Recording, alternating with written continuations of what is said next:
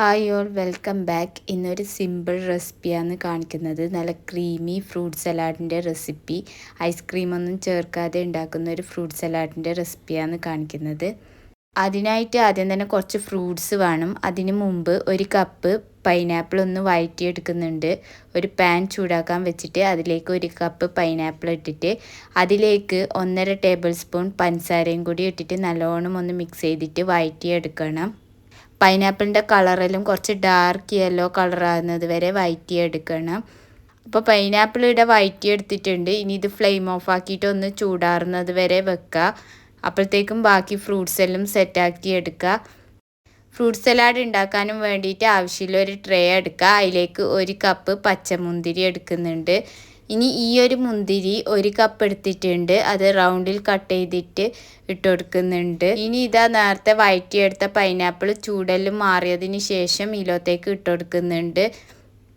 ഇതിലേക്ക് ഒരു കപ്പ് ആപ്പിളും ചെറുതായി കട്ട് ചെയ്തിട്ട് തൊലിയെല്ലാം കളഞ്ഞിട്ട് കട്ട് ചെയ്തിട്ട് ഇട്ട് കൊടുക്കുന്നുണ്ട്. ഇനി ഇതിലേക്ക് ആവശ്യമുള്ളത്ര ഈത്തപ്പഴം, ഏകദേശം ഒരു 8 ഈത്തപ്പഴം ചെറുതായിട്ട് കട്ട് ചെയ്തിട്ട് ഇട്ട് കൊടുക്കുന്നുണ്ട്. ഇതിലേക്ക് കുറച്ച് കാഷ്യൂ നട്ട്സും കട്ട് ചെയ്തിട്ട് റോസ്റ്റ് ചെയ്തിട്ട് ഇട്ട് കൊടുക്കുന്നുണ്ട്. ഇനി ഇതിലേക്ക് നിങ്ങൾക്ക് അനാറ്, വേറെ എന്ത് ഫ്രൂട്ട്സ് ഇഷ്ടമുള്ള ഫ്രൂട്ട്സ് ഇട്ട് കൊടുക്കുക. ഞാനിവിടെ ഇത്ര ഫ്രൂട്ട്സേ എടുത്തിട്ടില്ല. നിങ്ങൾക്ക് കൂടുതൽ ഫ്രൂട്ട്സ് വേണമെങ്കിൽ അതിനനുസരിച്ചിട്ട് ഇട്ട് കൊടുക്കുക.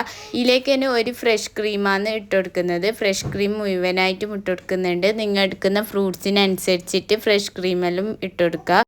ഫ്രഷ് ക്രീം ഇട്ടതിന് ശേഷം ഇതിലേക്ക് കണ്ടൻസ്ഡ് മിൽക്കാണ് ഇട്ട് കൊടുക്കുന്നത്. കണ്ടൻസ്ഡ് മിൽക്ക് ഇത് ഫുള്ളൊന്നും ആവശ്യമില്ല. ഇതിൻ്റെ പകുതി ആവശ്യത്തിനനുസരിച്ചിട്ട് മധുരത്തിനനുസരിച്ചിട്ട് ഇട്ട് കൊടുക്കുക.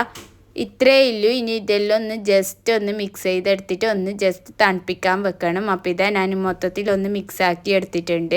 ഇനി ഇതൊന്ന് ഫ്രിഡ്ജിൽ കുറച്ച് സമയം ഒന്ന് തണുപ്പിക്കാൻ വെക്കാം. അപ്പോൾ ഇതാ ഇതൊന്ന് തണുപ്പിച്ചതിന് ശേഷം ഫ്രിഡ്ജിൽ നിന്നും എടുത്തിട്ടുണ്ട്. ഇനി ഇത് നമുക്ക് സെർവ് ചെയ്യാം. ഇത്രയേ ഉള്ളൂ. ഫ്രൂട്ട് സലാഡ് ഉണ്ടാക്കാനും വേണ്ടിയിട്ട് ഭയങ്കര എളുപ്പമാണ്. ഇതിൽ ഐസ്ക്രീമൊന്നും ചേർക്കുന്നില്ല. അപ്പം എല്ലാവരും ട്രൈ ആക്കി നോക്കി ഫീഡ്ബാക്ക് അറിയിക്കുക. ഇതുപോലത്തെ റെസിപ്പി വീഡിയോസിനായി ചാനൽ ഒന്ന് സബ്സ്ക്രൈബ് ചെയ്യുക.